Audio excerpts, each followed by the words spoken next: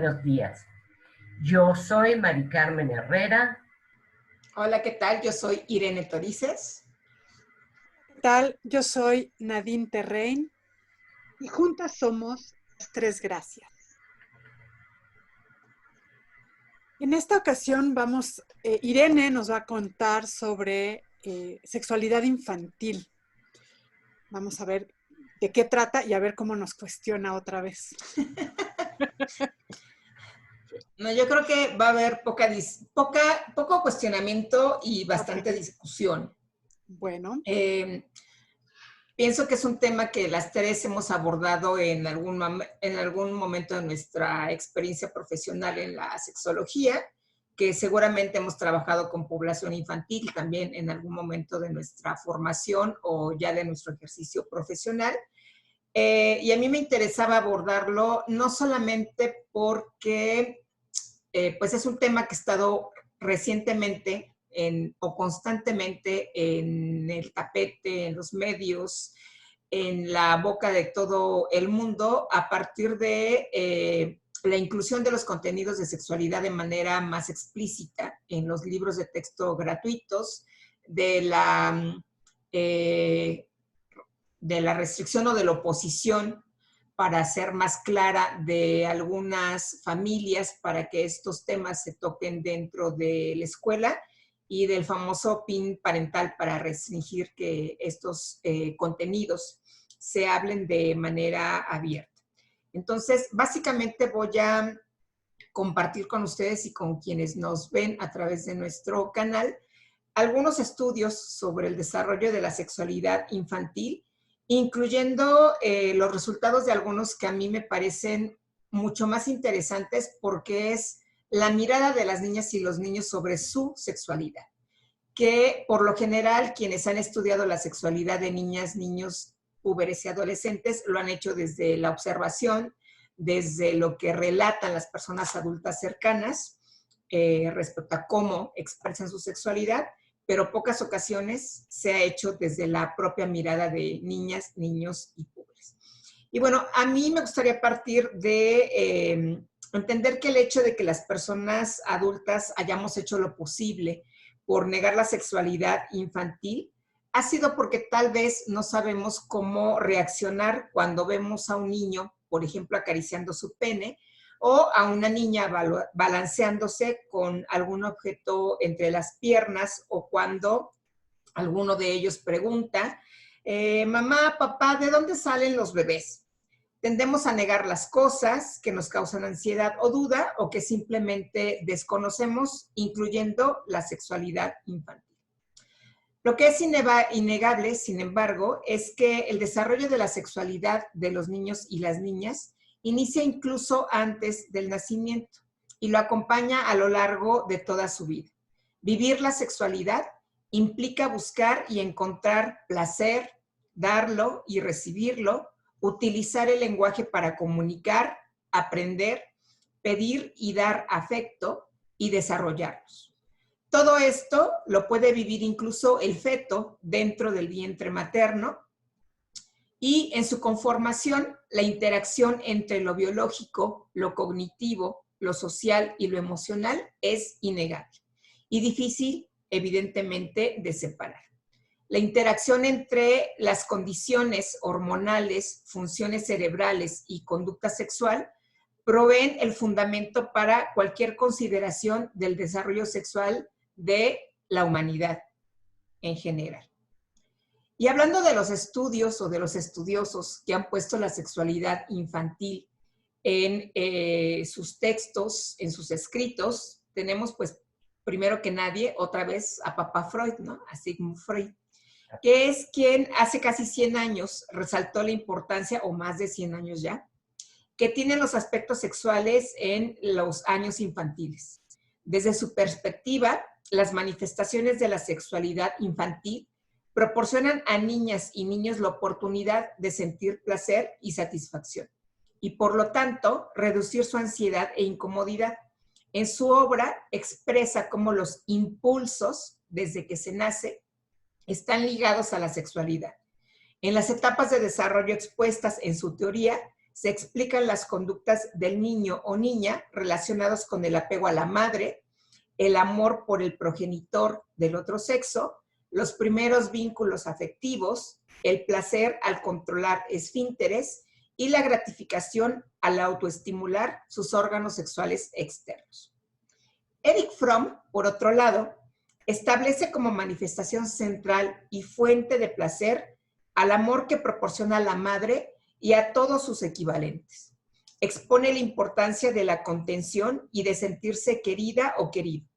La importancia del aspecto afectivo es para él imprescindible para el logro del desarrollo cognitivo, al igual que los papeles que desempeñan el medio y la cultura en la formación de toda persona. Sostiene Fromm, además, el hecho de que una imagen y autoestima positiva tienen una relación directa con la aceptación de sí mismo y con la aceptación de los impulsos y sentimientos.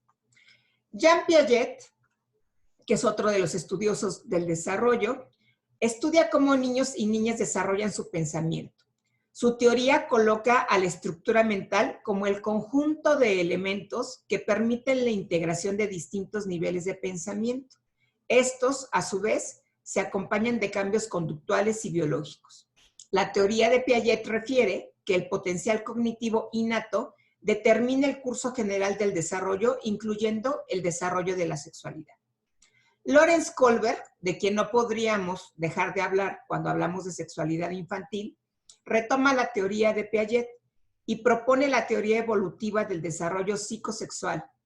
El niño, a través de experiencias con su cuerpo y con su medio social, construye conceptos, valores y actitudes sexuales, siempre ligado a la forma en que desarrolla su pensamiento.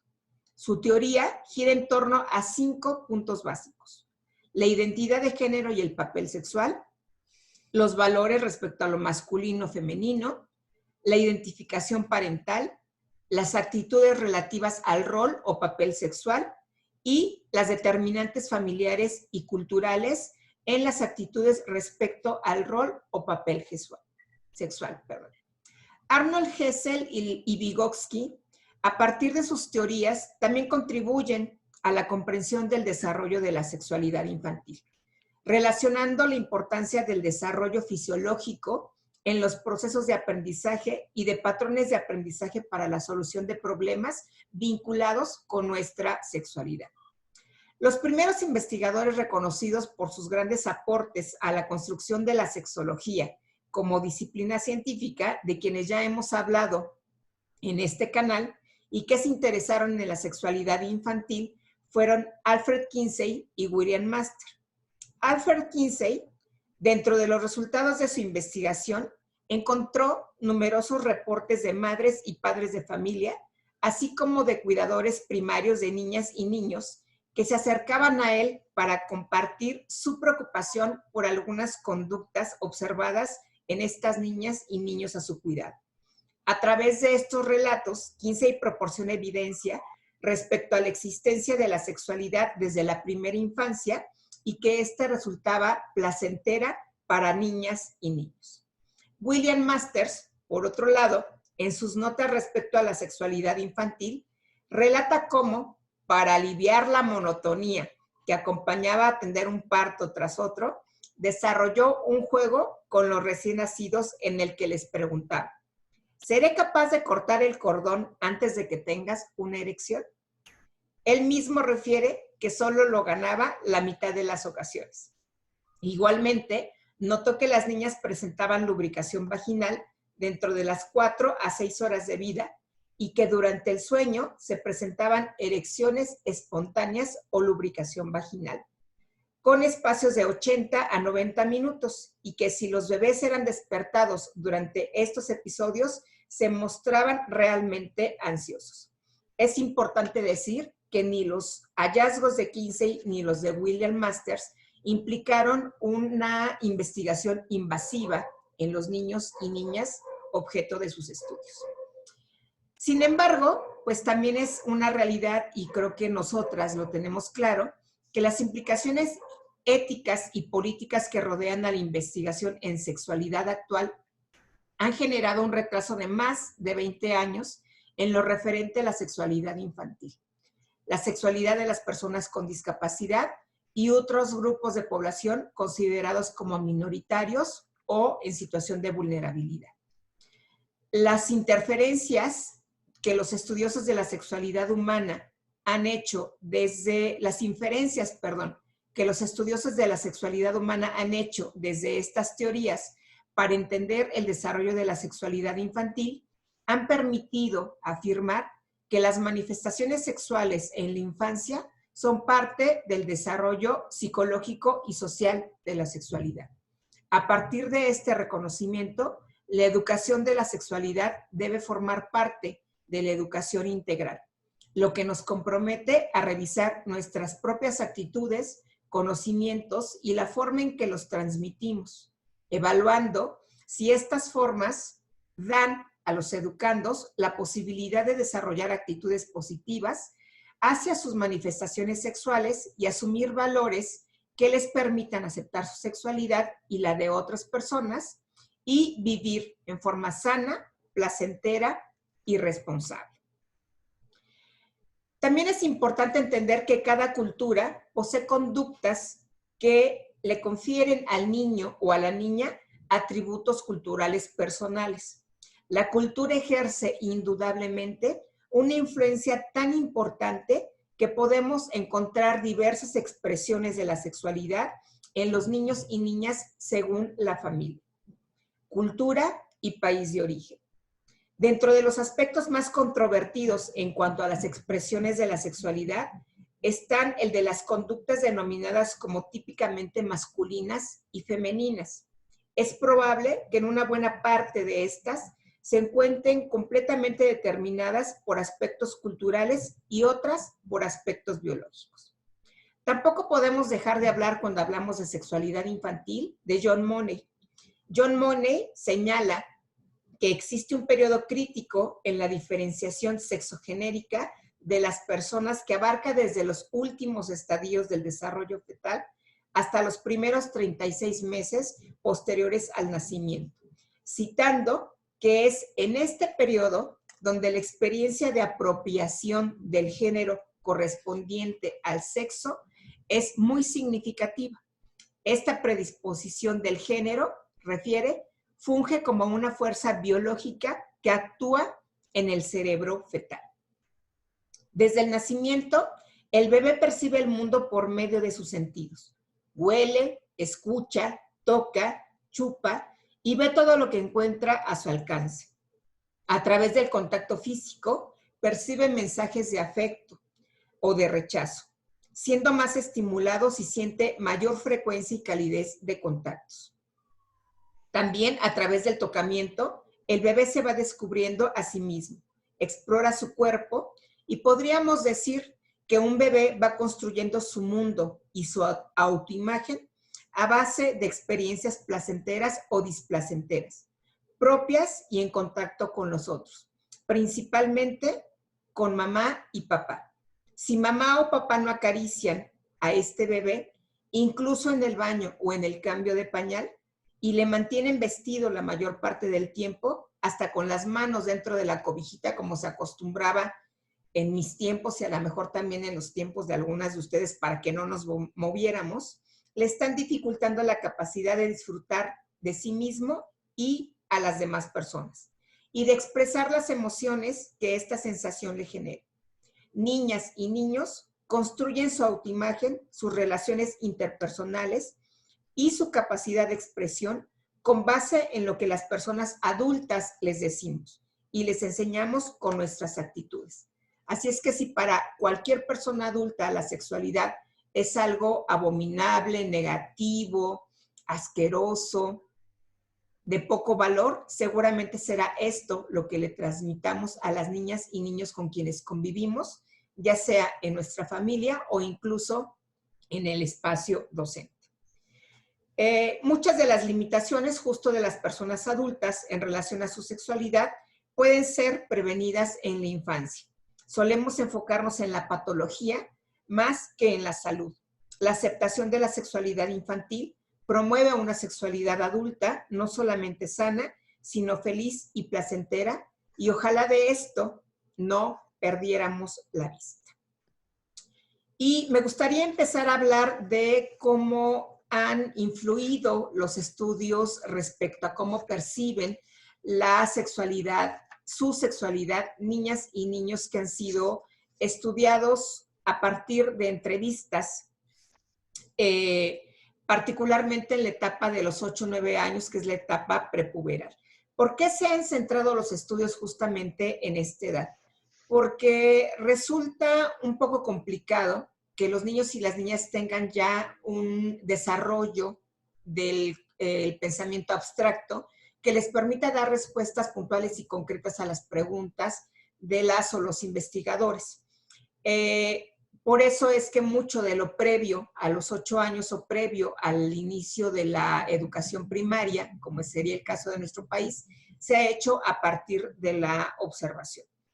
Sin embargo, aquí lo que se ha visto es que los pensamientos y los sentimientos de niñas y niños en relación a su sexualidad no han sido tan investigados como el comportamiento sexual, pero sin embargo, existen algunos estudios empíricos sobre las sensaciones y sentimientos que se presentan al estar enamorados, referentes a la intimidad física, a las experiencias sexuales en solitario, la excitación sexual, la atracción y las fantasías sexuales.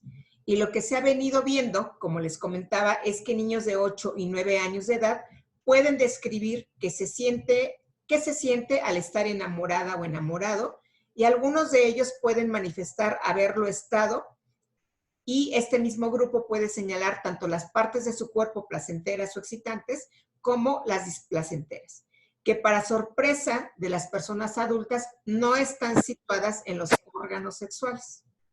La mayor parte de las niñas experimentan su primera excitación sexual antes de la pubertad, de manera más específica antes de los 11 años. Y los primeros sentimientos de excitación sexual, atracción sexual y fantasías sexuales se sitúan en promedio al final de la infancia, es decir, al inicio de la pubertad. Considerando este contexto, Redmakers, Land y Straver, desde el 2000, porque no han parado en este estudio, realizaron un estudio exploratorio en una pequeña muestra de niñas y niños de esta edad, 8 y 9 años, en relación a las experiencias sensoriales y de intimidad física desde la perspectiva de las propias niñas y los propios niños. El propósito de este estudio fue obtener un mayor conocimiento respecto a la forma en la que niñas y niños experimentan su propio cuerpo y la apreciación del contacto físico con sus pares y con su familia, así como los aspectos específicos en relación a su intimidad. Por ejemplo, como ya había mencionado, enamorarse. Un segundo propósito de este estudio fue determinar cuánto saben las madres y los padres acerca de la forma en que niñas y niños experimentan y perciben el contacto físico y la intimidad. Además de esto, el estudio fue desarrollado con la intención de generar mayores conocimientos sobre los aspectos metodológicos necesarios para la investigación en sexualidad en niñas y niños. Uno de los aspectos al que ellos llaman retosar, que investigaron con los niños, se refería a la interacción que se da con otros niños en donde hay un contacto físico. Y aquí las niñas y niños describen el retosar como pretender pelear, algo que envuelve a todo el cuerpo. Esta actividad involucra muchos movimientos como en una pelea con almohadas. Son juegos que llevan a cabo con otras personas en su medio. Este tipo de actividad es vista por niños y niñas como positiva. Algunas niñas y niños asumen que retosar es una pelea real, mencionando un comportamiento específicamente agresivo a nivel físico, como patearse, empujarse y golpearse. Generalmente, la pelea es precedida por un conflicto y termina con lesiones y dolor. A ninguno de los niños y las niñas les gusta este tipo de juego. Y yo me acuerdo que alguna vez seguramente les comenté de aquel tío que tenía yo que cada vez que me veía o alguna de mis hermanas llegaba y me hacía así en el cachete. O cuando un niño, como un amigo que tenemos en común o un colega que tenemos en común, llega y te abraza muy fuerte y es algo que puede resultar desagradable, aunque la pretensión de la persona que te está brindando este abrazo sea hacerte sentir su afecto o sentirte bien recibida en ese momento. En este estudio, otros niños y niñas describen el retozar de otras maneras. Cuando es una pelea simulada, y así lo refieren, generalmente se realiza con la madre, el padre, los hermanos o las hermanas, abuelos y pares. Las peleas reales tienen lugar con los pares o con niños mayores en su escuela o en el vecindario. Otro punto que abordaron los investigadores es algo a lo que llaman acaramelarse o acurrucarse. Y cuando hablan de este tema, niñas y niños se muestran bastante animosos al describirlo. Los niños describen esta actividad como abrazarse, besarse y sentarse en el regazo de otras personas. Casi todos refirieron a caramelarse como una experiencia positiva, debido a las sensaciones corporales que produce y el sentimiento de seguridad que les proporciona. Sus sentimientos en relación a caramelarse los describen como seguros, agradables, tiernos, gratificantes, divertidos, cálidos y reconfortantes. Cuando niñas y niños son forzados a realizar esta actividad, sus sentimientos son, por el contrario, negativos. Al igual que en retozar, todo el cuerpo se involucra en acaramelarse, pero aquí niñas y niños manifiestan cierto grado de estrés ante la suavidad y tranquilidad de los movimientos. Y esto me llamó muchísimo la atención. Pareciera ser que pese a que no les gustan los juegos bruscos, tampoco les gustan estas caricias suaves que pueden proporcionarles otras personas. Niños y niñas tienden a caramelarse tanto con personas o con seres humanos como con juguetes, muñecas y animales de peluche. Cuando solo lo realizan con personas, generalmente estas personas son de su familia cercana y algunos lo hacen con sus pares y otros solamente con sus juguetes, pero nunca con personas. Otro punto que investigaron fue el estar enamorado. Y cuando el tema de estar enamorado o estar enamorada se introdujo en la entrevista, la atmósfera siempre cambió. Las preguntas acerca de este tema generaron algún grado de tensión que se evidenciaba en el lenguaje no verbal y en respuestas como el susurrar, suspirar y cambiar la voz. La forma en que niñas y niños describen estar enamoradas difiere de la forma en que describen retozar y acurrucarse. Mientras estos dos temas fueron definidos por los niños en términos de un comportamiento activo, estar enamorados es un estado para ellas y ellos en el cual se incrementan las reacciones y sensaciones corporales como ruborizarse y sensación de mariposas en el estómago. La descripción de niños y niñas de estar enamorado es muy general y lo hacen en términos de un sentimiento.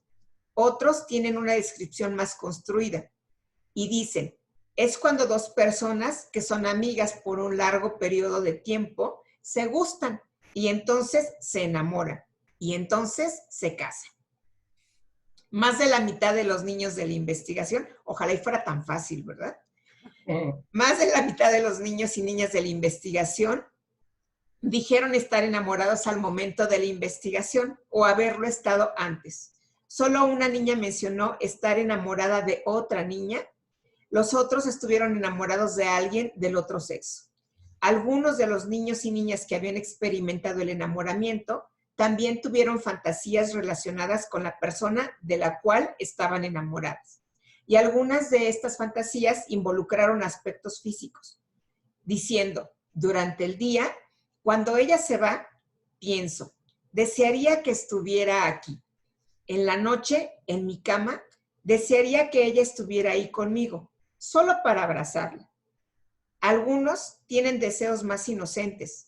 Si pienso en eso cada noche, acerca de quién estoy enamorado, para jugar con ella, porque nosotros estamos hechos el uno para el otro, para jugar.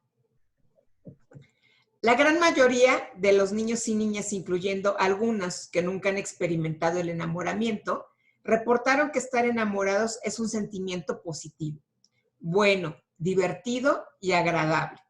Es una sensación de nerviosismo que te hace sentir orgulloso. Pocos niños y niñas piensan que el enamoramiento es negativo. Habitualmente, quienes tienen un pensamiento negativo son quienes nunca han tenido esta experiencia y tampoco están interesados en tenerla. Y aun cuando estar enamorada o enamorado se refiere generalmente como una experiencia positiva, la mayoría de niños y niñas nunca le dijeron a nadie cuando estaban enamorados. Lo unánime de esta omisión es que otros niños y adultos podrían burlarse o molestarlos. Las partes del cuerpo placenteras y excitantes. En un dibujo que se les pidió realizar del cuerpo de un niño desnudo de su mismo sexo, Redmakers y sus colaboradores pidieron que señalaran las partes que consideraban generadoras de placer o en donde sentían rico. Ninguna definición de placer les fue ofrecida. En un segundo dibujo, se les invitó a marcar las partes excitantes de su cuerpo, también sin ninguna definición previa. Esta fue una tarea más difícil, tanto para las niñas como para los niños. Sin embargo, muchos indicaron estas partes. La diferencia entre estas dos categorías se hizo porque mientras el placer es una experiencia en general más positiva, la excitación tiene una connotación erótica o sexual más explícita.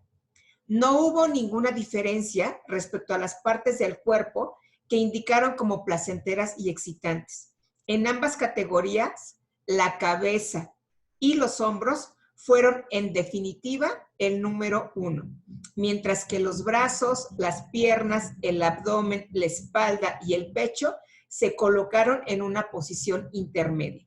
Los órganos sexuales, las nalgas y el ano fueron las menos señaladas. Tampoco hubo diferencias entre niñas y niños.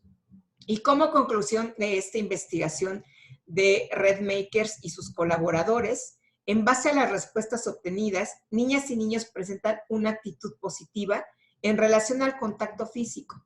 Especialmente al acurrucarse, muestran un interés personal activo en el tema del enamoramiento, si han estado enamorados una o más veces, y son capaces de hablar sobre su comportamiento, sentimientos y motivos.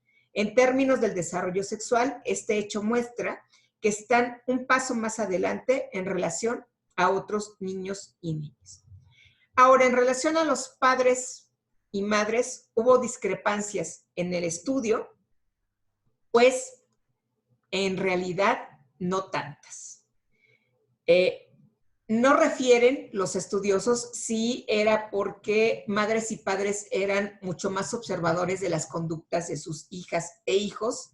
Sin embargo, eran menos perceptivos a las conductas de contacto físico, particularmente entre las niñas y los niños y las personas adultas. Sin embargo, sí eran más observadores o manifestaron una mayor percepción de, ¿cómo decirlo? De darse cuenta cuando las niñas y los niños estaban enamorados porque empezaban a tener mayor dificultad para comunicarles cómo se estaban sintiendo en la escuela o si tenían un amigo o una amiga favorita dentro de la comunidad o su contexto domiciliario o dentro del contexto escolar. Y, por ejemplo, algo que refieren es que más niños han experimentado estar enamorados de lo que los niños refirieron. Las madres y los padres concluyeron esto por algunos comportamientos observados como ruborizarse, hablar acerca de algún niño o alguna niña por mucho tiempo o por expresarlo de forma espontánea. En relación al conocimiento de las partes del cuerpo de sus hijas e hijos que resultaban placenteras, fue difícil para madres y padres responder. Algunos nunca pudieron nombrar las partes del cuerpo de sus hijas o hijos que les resultaban placenteras o excitantes.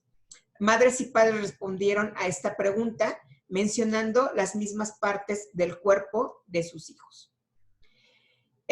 Pareciera ser que las sensaciones y comportamientos que acompañan el sentimiento de estar enamorado no cambian mucho al paso de los años. La confusión e incertidumbre que niñas y niños describen es similar al promedio de las y los adolescentes y de las personas adultas en general cuando están o estamos enamoradas. Inclusive las sensaciones corporales como el ruborizarse y ponerse nervioso son fácilmente identificables cuando sabemos que hay alguna persona que le atrae, alguna amiga o amigo nuestro. Una de las diferencias más significativas entre niñas, niños, adolescentes y adultas es que las personas mayores focalizan su interés sexual y su comportamiento en partes específicas del cuerpo, generalmente los órganos sexuales y las nalgas, y niñas y niños parecen tener un interés menos diferenciado de su cuerpo, más totalitario u holístico. Tanto al retosar como al acurrucarse, utilizan todo su cuerpo y las sensaciones no se limitan a las partes sexuales. Sabemos por otros estudios que niñas y niños pequeños tienen interés en las partes privadas de otros. Probablemente esto se origina más por el hecho de que estas partes generalmente no se muestran en público y esto genera curiosidad. Y por el hecho de que niñas y niños sienten que las personas adultas las consideran especiales. De ahí que su interés sea resultado de una motivación externa, aunque no propia o personal. Y esa sería mi contribución del día de hoy. No, pues ya no dejaste nada. No, yo creo que ustedes tienen todavía mucho que aportar porque hubo muchas muy interesante, cosas de las que no hablé. Muy, muy interesante. A mí perdón. El estudio está genial. Sí. Y lo más genial es que no han parado de hacer este estudio con niños y de escuchar la voz de las niñas y los niños en relación a su sexualidad. El estudio más reciente es del 2015, entonces por ahí no cuesta mucho trabajo buscarlo porque como han sido continuos en esta investigación, pues pueden hacer comparativos incluso en relación al tiempo en el que iniciaron su investigación. Mari Carmen. ¿En dónde es este estudio? En los Estados Unidos. Ah, qué bueno, qué bueno. Y está muy, muy interesante porque sí, ciertamente han habido muchos estudiosos como dedicados a hablar o a explorar sobre la sexualidad infantil. Pero en esta parte, sobre todo, también me interesó mucho, no nada más los niños, sino la reacción de los padres.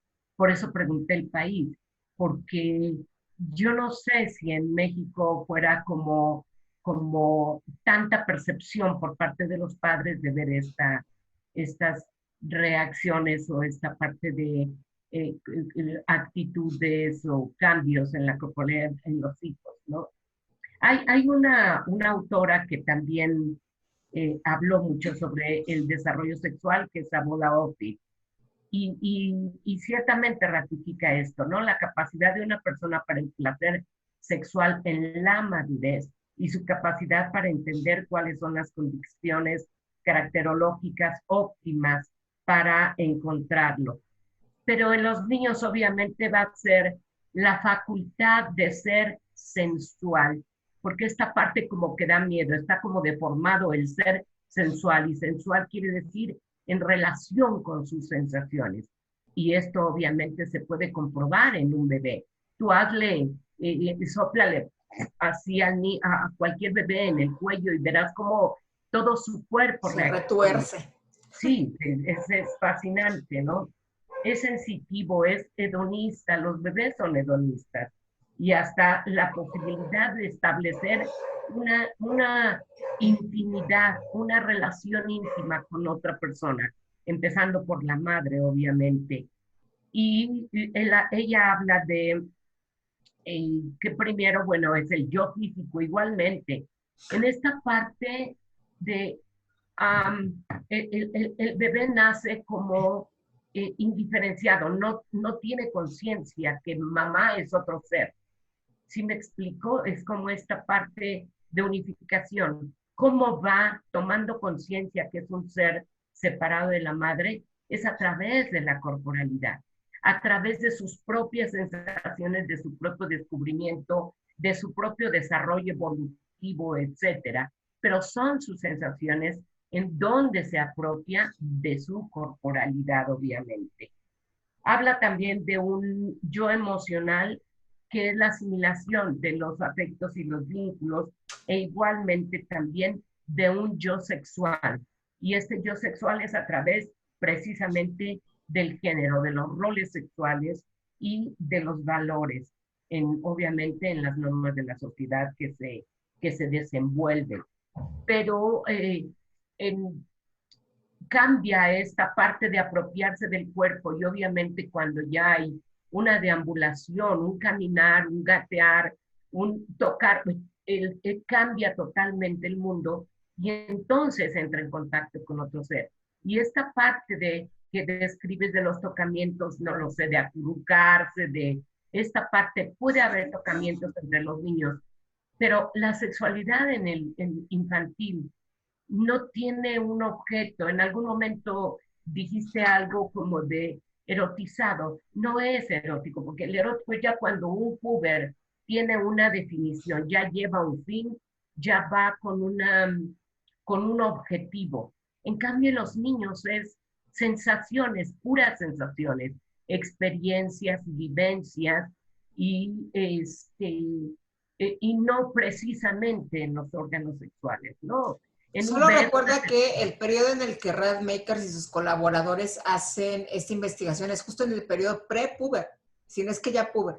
Entonces sí pueden ellos hablar de que hay un grado de erotización, una intención al autoestimularse de las niñas y de los niños, que es justamente en búsqueda del placer de su propio cuerpo. Pero no estoy hablando del estudio Radmakers, sino en la parte de cómo se da difusa la sexualidad infantil de otros autores, no estoy hablando específicamente de ellos. Y en esta parte es algo importante. Si tú ves, por ejemplo, yo estuve dando cursos a las cuidadoras del DIF, etcétera, y es esta parte, los niños a la hora de la siesta, muchos niños recurren a la masturbación, obviamente ya están más grandecitos porque se necesita ya una coordinación, etcétera, como para poder. Pero hay por ahí unos estudios, me estoy acordando, de Lewis en 1965, en donde descubre a un bebé, o sea, estudios de un bebé de 4 meses que tiene movimientos pélvicos al estar en el contacto con la madre. Entonces, hay sensaciones y esto es como el tener cuidado de que esta integración de la corporalidad sea integral, porque quien va coartando o escindiendo el cuerpo de los pequeños, de los bebés, son los adultos. Si tú les preguntas, ¿dónde está tu nariz? ¿Dónde está tu frente? ¿Dónde está tu boca, tu barba? Y van bajando y saltan siempre los órganos sexuales. Entonces, está desde ahí la negación del cuerpo, en donde empieza una fracturación del cuerpo. Y a lo mejor como en algunos de los estudios que decías, los niños no nombran o no dicen. ¿Por qué? Porque no tienen integrado, si es que esta es la parte de los valores que integran a los adultos. Entonces es importante esta integración, este respeto a la sexualidad o una socialización de la sexualidad infantil. Creo que será algo muy importante a tomar en cuenta. Nadine, y luego hago yo un comentario porque luego Mari Carmen no nos deja ver. Sí, ¿verdad? Ah, sí, mira, dice, ¿quién lo dice? La sexualidad infantil, bueno, la sexualidad es algo que es parte de lo que somos, ¿no? Nacemos con ella, está presente en toda nuestra vida, a lo largo de toda nuestra vida. Y ahí está cuando nacemos. Claro que cuando nacemos ahí está, pero está como burdamente, como no tiene significado mi mano, tampoco tiene significado mis genitales, tampoco tienen significado lo que está pasando a mi alrededor, va a ir tomando poco a poco significado conforme un bebé va creciendo, ¿no? Hace como de pronto ni siquiera es como, no entiendo qué es esta luz, ¿no? Y poco a poco va diciendo, ok, esta persona que está aquí, que me da de comer y que me atiende y que me cuida, me agrada, ¿no? Para empezar es me agrada. Así es. Y está rico lo que me hace y demás. Esta otra persona que habla fuerte y que no me atiende y que está, no me agrada, ¿no? No importa quién desean, ¿no? Si de pronto es como gente que pasa, gente que los carga o que no los carga o que los carga con ansiedad, así de, ay, esta cosa, ¿cómo le hago? Pues les genera, sí, así. Hay quienes así los agarran, ¿no? Les genera una sensación desagradable de que se van a caer, ¿no? Y todo eso les va a ir generando significados en la vida. Y de pronto, si esa persona que los quiere, que los cuida, que los apapacha, se salta, como bien dice Mari Carmen, a hablar de ciertas partes del cuerpo, pues van aprendiendo de esa manera. No, la educación sexual está presente desde que nacemos, ¿no? O desde antes. ¿Cómo? Desde antes. Sí, claro, desde antes. Sí, hay ultrasonidos donde se observa a los bebecitos con erecciones. Sí, pero no solamente en ese sentido, sino ya hay una expectativa de la persona.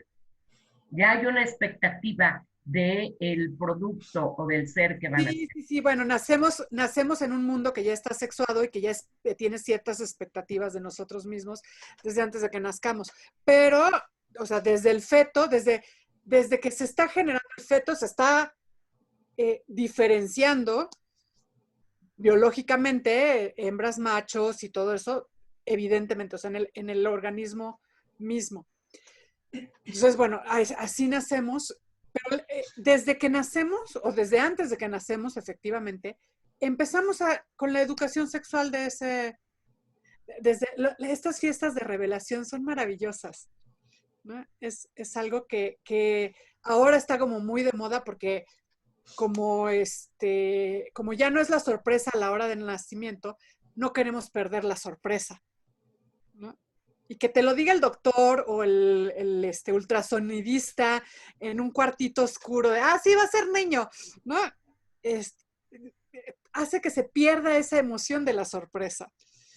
Y entonces, mucho de lo que están haciendo ahora los papás con estas fiestas de revelaciones, jugar a ese juego de la sorpresa y alguien que sí sabe, que obtiene esa información de los doctores o de los estudios genéticos, porque ahora ya lo sabes genéticamente qué va a ser, ya no es el ultrasonido, y lo ponen en un color de pastel, en un globo, en humo de cierto color, yo qué sé, y se hace esta fiesta de revelación en la que la familia entera se entera de cuál será el sexo de ese ser que viene en camino. Y eso es parte de la educación. A mí no me tocó porque no había fiestas de revelación en mis tiempos. Había baby showers. En mis tiempos, mi abuelo usaba un péndulo para saber el sexo de los bebés en el vientre materno. Y le atinó a todos sus nietos menos a mi hermano, el más chico. Y como le había atinado a todos, mi hermano se vistió de niña por un tiempo. Graso error. Empíricamente lo hacían incluso con una aguja ensartada y igual tenía la misma función. Es un péndulo, una aguja ensartada es un péndulo. Y entonces, bueno, sí, eso es parte de la educación sexual, ¿no? El saber que es un niño o una niña, qué nombre le voy a poner y por qué ese nombre y cómo hay nombres diferenciados y todo eso es parte de la sexualidad, evidentemente. Y entonces nacemos en un mundo que ya nos está educando en sexualidad. Desde que llegamos ya es qué se espera de mí, qué comportamientos van a ser más estimulados de mi parte, o sea, los que yo haga, pero además, qué reacciones hay del mundo ante mí. Y todo eso es educación sexual. Todo el tiempo estamos educando en sexualidad. Todo el tiempo lo estamos haciendo sin darnos cuenta. Así es. Y a mí me gustaría retomar un comentario que hiciste, Mari Carmen, en relación a si las personas adultas estamos conscientes, aunque no fue la palabra que tú utilizaste, de cómo se va dando el desarrollo de la sexualidad. Y yo te diría sí. El problema es que cuando la persona adulta hace consciente, y sobre todo los más cercanos, estas manifestaciones sexuales de las niñas y de los niños, se convierten en un problema. Y entonces Claro, acuden la con cortan. nosotros a la consulta Sí, no. para ver si el hecho de que se masturbe o se autoestimule 3 veces al día es algo normal, si el hecho de que se frote con el oso de peluche es algo que está bien, si el hecho de que ya se haya enamorado y se ande dando besos en la boca con el amiguito o la amiguita y se escondan en el baño y se bajen los calzones y se enseñen sus órganos sexuales, es algo correcto. Y bueno, ya ni digamos cuando empiezan a sentir atracción, como esta niña de la que hablan Redmakers, sus colaboradores, ¿no? De sentirse atraída hacia alguien de su mismo sexo. Entonces sí, arde Troya. Entonces sí hay una gran atención de parte de las personas adultas que rodean a las niñas y los niños, y no solamente al interior de la familia, a lo mejor al interior de la familia hay menos preocupación. En la experiencia que yo he tenido son más las escuelas, las que de repente pues vienen con oficio en mano, firmado por la directora del plantel, para que les hagamos el oficio de contestación correspondiente en donde digamos que no hay ningún problema en la conducta que está presentando este niño y esta niña. Y bueno, ahora con el asunto de las niñas y niños trans, todavía se complica más la cuestión, porque no es que hayan aparecido de repente más niños y niñas trans, sino que pues esto ha sido algo que ha formado parte de la vida humana durante toda la evolución, y que ahora ante esta aparente mayor apertura a expresar la sexualidad desde la infancia, pues los niños y las niñas abren de manera más temprana el hecho de no sentirse a gusto en el cuerpo en el que les tocó nacer. Y bueno, era parte de lo que yo mencionaba. Generalmente las personas adultas tienden a patologizar la sexualidad infantil. Y ese es el gran problema. Sí, estamos muy al pendiente, y si no sabemos de esta evolución de la sexualidad infantil y toda la serie de comportamientos que pueden llegar a presentarse en este proceso de experimentación y de construcción de la propia sexualidad y del conocimiento de la de las otras personas, pues podemos estigmatizar, calificar, descalificar, sancionar, incluso violentar a este niño o niña que tiene una conducta que a mí, como adulta, no me parece apropiada a su edad. Lo que pasa es que yo te preguntaría, no sé si es atención o yo lo cambiaría como por represión, y tú lo dijiste muy bien, patologizar. Y patologizar desde la perspectiva que fue lo que le sucedió a Freud, cuando descubre o destapa la sexualidad infantil. Bueno, fue el caos. ¿Por qué? Porque se supone que los niños, la gente dice que son puros, pero curiosamente, pureza, ¿cuál sería la contraparte? Entonces, un niño que manifiesta, o una niña que manifiesta su sexualidad como un ser sexuado como parte de su vida, entonces es sucio o sucia. Esa sería la contraparte de pureza. Entonces es esto como poder informar, que la gente sepa que hay una sexualidad infantil, porque además la vive, pero esto obviamente confronta la propia sexualidad del adulto o de la adulta, la confronta, lo mueve. Y yo te podría decir, cuando Aldo me preguntó, sí, mamá, ya entendí cómo el papá y la mamá, pero ¿de dónde salen todas esas lombricitas? Cuando me preguntó eso, no te puedo decir que estoy hablando hace 40 años, ¿no? Tendría, no sé, 3, 4 años. Entonces, sí impacta, independientemente de la preparación que puedas tener. Yo todavía no estaba en sexología. Sí impacta, pero en este sentido es como poder eh, crecer, y yo digo que los hijos no son dados para aprender, no para enseñar.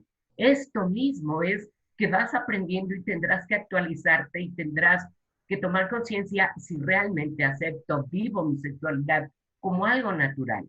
Igualmente la desnudez, ¿no? O sea, el bañarme o el estar desnudo ante mi hija o mi hijo es esta parte, depende de los valores, obviamente, de cada familia, pero tomar conciencia, si yo, alguna vez me han dicho, Mari Carmen, es adecuado que yo me bañe con mi niño, por ejemplo, una mamá, y yo le digo, lo primero es si tú aceptas tu desnudez, porque si tú no aceptas tu desnudez, mejor ni lo intentes. ¿Por qué? Porque los niños son intuitivos, son perceptivos y pueden darse cuenta y el mensaje de ser la incongruencia. Y yo te diría, primero había que preguntarle al niño o a la niña si quiere bañarse con una persona adulta. Un niño o una niña sabe ya cuando no se, estoy hablando de bebecitos. Estoy Sí, pero hablando acá la de que te bebecitos. pregunta es la mamá. Y aunque sea un bebecito, pues también es parte de irle enseñando lo que es Claro, el pudor, lo que es la intimidad.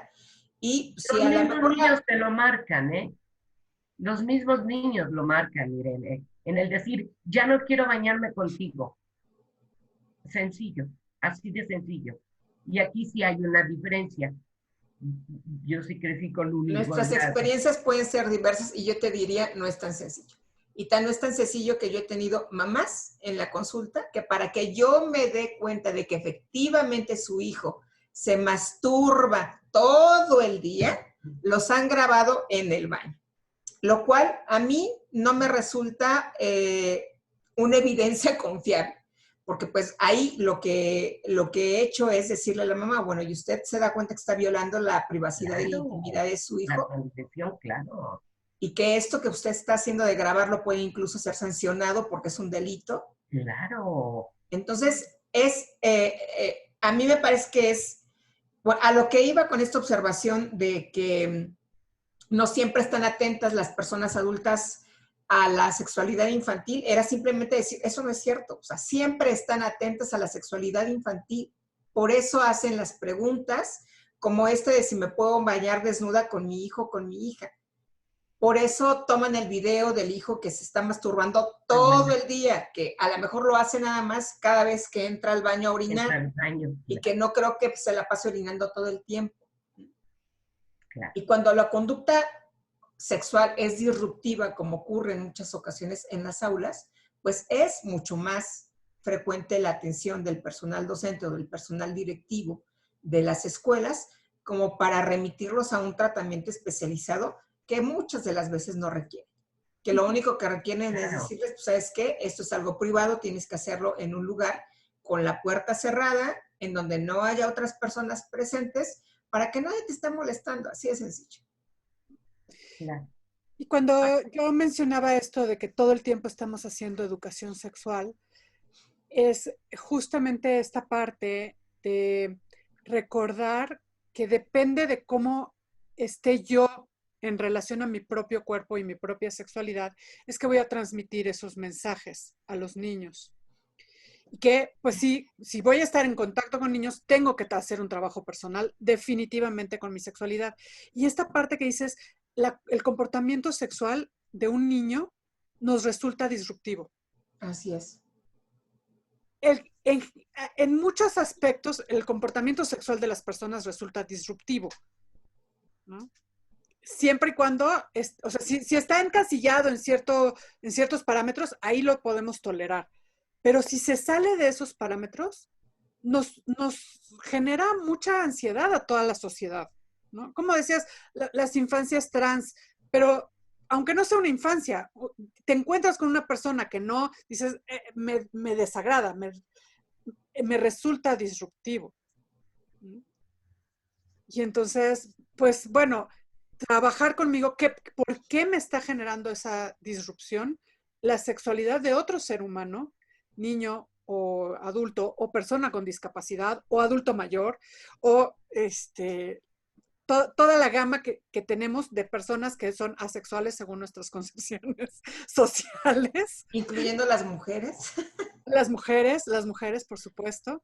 Y entonces, revisar qué pasa, porque como bien dices, Mari Carmen, son oportunidades de aprendizaje personal, de revisión personal, de crecimiento personal. Cada vez que algo no me agrada del otro, Hay que ver qué me está pasando a mí y no qué le está pasando al otro. De entrada. Ya si el otro tiene algún problema, que lo atienda solito, ¿no? Bueno, no solito, los niños, de pronto sí necesitan un poco la guía, pero tenemos estas guías de, a ver, el derecho a la privacidad, todos estos derechos de los niños, pues hay que hacerlos valer, ¿no? Esto de grabarlos se me hace terrible, pobres niños. Abominable. Pobres niños y Sí. niñas, sí, es abominable. Y todo para tener muestras, o sea, con que me lo digas, no necesito la muestra, ¿no? Y poder hablar con el niño de qué le está pasando. Y esa es la otra parte, ¿no? Como es muy fácil acercarte y preguntarle qué quieres saber o qué te está pasando. En lugar de eso es, hace ratito que decías, Mari Carmen, sobre la pureza de los niños, decía, esta es la lucha entre los ángeles y los demonios, ¿no? Lo que hay del otro lado de la pureza son los demonios.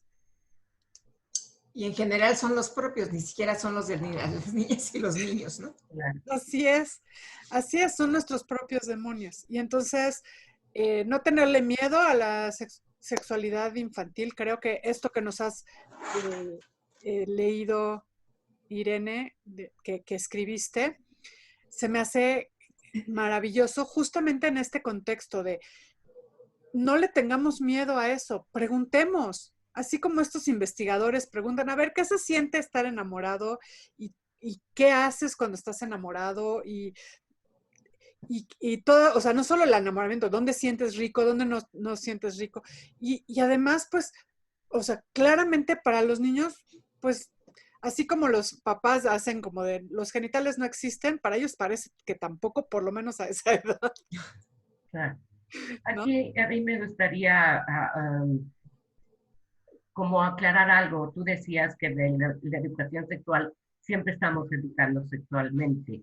Y es cierto, solamente que la educación sexual que se da en casa es una educación sexual informal. Y aquí la búsqueda, como por ejemplo, lo que nosotros hacemos estaría entre lo formal y semiformal, porque no está estructurado en un diplomado o en una formación. Sin embargo, es esta parte, como tener la información.